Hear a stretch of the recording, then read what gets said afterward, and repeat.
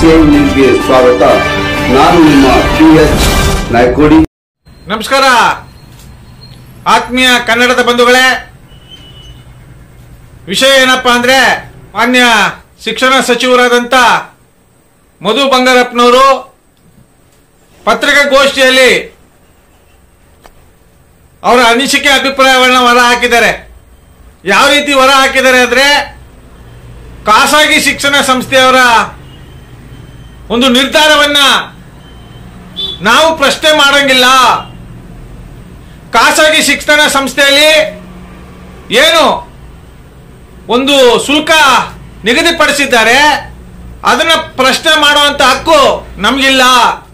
ನಿಜ ಮಧು ಬಂಗಾರಪ್ಪನವರೇ, ಶಿಕ್ಷಣ ಸಚಿವರೇ, ನೀವು ಕರ್ನಾಟಕದ ಕನ್ನಡ ನಾಡಿನ ಇಂಥ ಪವಿತ್ರವಾದಂಥ ಕನ್ನಡ ನಾಡಿನಲ್ಲಿ ನೀವು ಶಿಕ್ಷಣ ಸಚಿವರಾಗಿ ಸಾರ್ಥಕವಾಯಿತು. ಯಾಕಂದ್ರೆ ನೀವು ಸರ್ಕಾರಿ ಶಾಲೆಗಳನ್ನ ಉನ್ನತ ಮಟ್ಟಕ್ಕೆ ಏರ್ತಕ್ಕೆ ತಾಕತ್ತಿಲ್ಲ, ಸರ್ಕಾರಿ ಶಾಲೆಗಳನ್ನ ಅಭಿವೃದ್ಧಿ ಪಡಿಸಕ್ ತಾಕತ್ತಿಲ್ಲ, ಸರ್ಕಾರಿ ಶಾಲೆಗಳನ್ನ ಯಾವ ರೀತಿ ಬೆಳವಣಿಗೆ ಮಾಡಬೇಕು, ಸರ್ಕಾರಿ ಶಾಲೆಗಳಲ್ಲಿ ಜನಗಳಿಗೆ ಬರೋ ರೀತಿ, ವಿದ್ಯಾರ್ಥಿಗಳು ಪೋಷಕರು ಬರೋ ರೀತಿ ಯಾವ ರೀತಿ ಆಕರ್ಷಣೆ ಮಾಡಬೇಕು, ಖಾಸಗಿ ಶಾಲೆಗಳನ್ನ ಬಿಟ್ಟು ಸರ್ಕಾರಿ ಶಾಲೆಗಳಿಗೆ ಬರಬೇಕು ಅನ್ನೋ ಒಂದು ದೃಢ ನಿರ್ಧಾರ ಮಾಡಿಲ್ವಲ್ಲ. ನಿಮ್ಮಂತವರು ಶಿಕ್ಷಣ ಸಚಿವರಾಗಿರೋದಕ್ಕೆ ನಮ್ಮ ಕರ್ನಾಟಕ ಸಾರ್ಥಕವಾಯಿತು. ಮಾನ್ಯ ಮುಖ್ಯಮಂತ್ರಿಗಳೇ, ಪಾರದರ್ಶಕ ಇಲ್ಲೇ ಇರೋದು.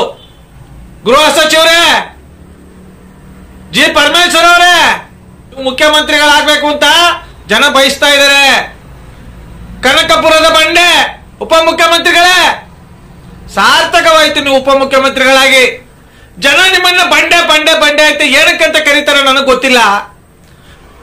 ಜನಪ್ರತಿನಿಧಿಗಳಾಗಿ 2 3 4 5 ಬಾರಿ ಆಯ್ಕೆಯಾಗಿ ಒಂದು ಉನ್ನತವಾದಂತ ಸ್ಥಾನದಲ್ಲಿದ್ದು ಮುಖ್ಯಮಂತ್ರಿಗಳಾಗಿರ್ಬೋದು, ಗೃಹ ಸಚಿವರಾಗಿರ್ಬೋದು, ಉಪಮುಖ್ಯಮಂತ್ರಿಗಳಾಗಿರ್ಬೋದು, ಶಿಕ್ಷಣ ಸಚಿವರಾಗಿರ್ಬೋದು, ಏನ್ ನಿಮ್ ಸರ್ಕಾರದ ಮಟ್ಟದಲ್ಲಿ ಸಚಿವ ಸಂಪುಟ ಇದೆ, ನೀವೆಲ್ಲ ಸಾರ್ಥಕವಾಯ್ತು ನೀವು ಅಧಿಕಾರ ವಹಿಸ್ಕೊಂಡು.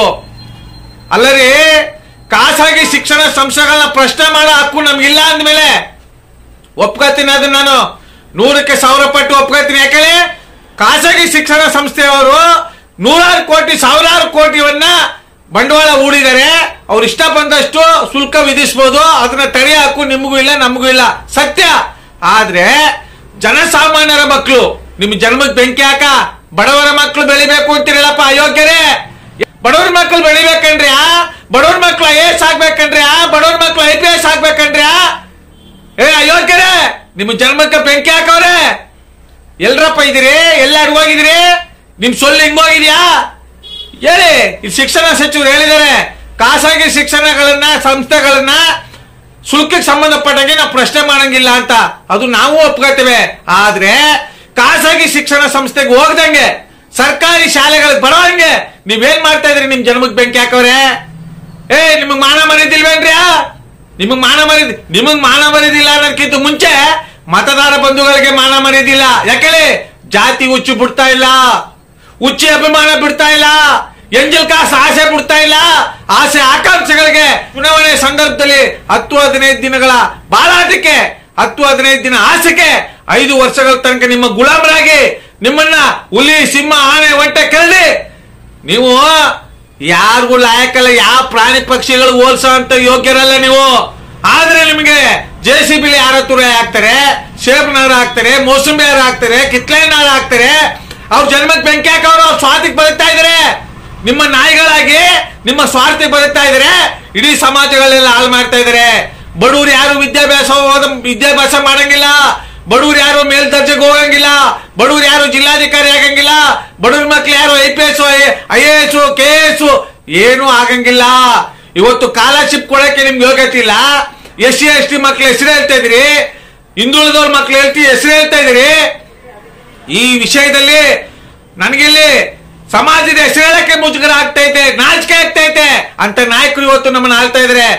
ದಯಮಾಡಿ ಯಾವುದೇ ಸಮಾಜ ಇರ್ಲಿ, ಯಾವುದೇ ಬಳಗ ಇರ್ಲಿ, ಯಾವುದೇ ಪಕ್ಷ ಇರ್ಲಿ, ಯಾವುದೇ ಸಂಘಟನೆಗಳಾಗ್ಲಿ ಸರ್ವತೋಮುಖವಾಗಿ ಕೆಲಸ ಮಾಡಿ.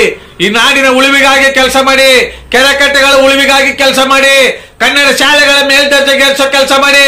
ನೀವು ಯಾರು ಆ ಕೆಲಸ ಮಾಡ್ತಾ ಇಲ್ಲ. ಯಾಕೆಂದ್ರೆ ಚುನಾವಣೆ ಸಂದರ್ಭದಲ್ಲಿ ಆಸೆ ಆಕಾಂಕ್ಷೆಗಳಿಗೆ ಜನ ಬಲಿಯಾಗೋದಕ್ಕೂ, ಹುಚ್ಚು ಅಭಿಮಾನದಿಂದ ಕುಣಿಯೋದಕ್ಕೂ, ಆಸೆ ಆಕಾಂಕ್ಷೆಗಳ ಬಲಿಯಾಗಿ ಹುಚ್ಚು ಅಭಿಮಾನಕ್ಕೆ ಎಂಜಲ್ ಕಾಸಿಗೆ ಬಿದ್ದು ಒದ್ದಾಡೋದಕ್ಕೂ ಇದನ್ನೇ ನೀವು ಬಂಡವಾಳ ಮಾಡ್ಕೊಂಡು ಇವತ್ತು ನಮ್ಮ ಮೇಲೆ ಗದಪ್ರಹಾರ ಮಾಡೋದಕ್ಕೂ ಸರಿಯಾಗೋಗಿದೆ.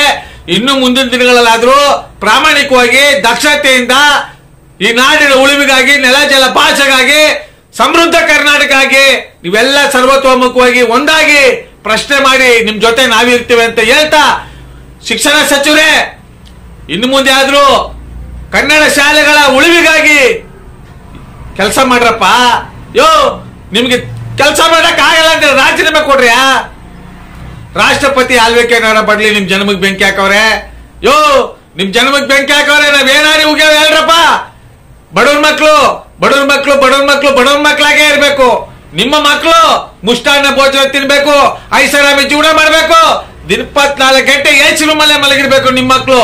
ನಮ್ಮ ಮಕ್ಕಳು ಇದನ್ನ ಈ ನಾಡಿನ ಮತದಾರರಿಗೆ ಬಿಟ್ಟದ್ದು. ಈ ಮಾತನ್ನ, ನನ್ನ ನೋವಿಂದ ಸಮಸ್ಯೆಗಳನ್ನ ಆಲಿಸಿ ಪರಿಗಣಿಸಿ ಮಾತಾಡ್ತಿರತಕ್ಕಂಥ ಈ ನೋವಿನ ಮಾತುಗಳನ್ನ ಸರ್ವರು ಸ್ವೀಕರಿಸಬೇಕು ಅಂತ ಹೇಳ್ತಾ ನನ್ನ ಮಾತ ಸಮರ್ಪಿಸ್ತಾ ಇದ್ದೀನಿ. ಜೈ ಕನ್ನಡಾಂಬೆ, ಜೈ ಕನ್ನಡ ನಾಡು. ನಮಸ್ಕಾರ, ಧನ್ಯವಾದಗಳು.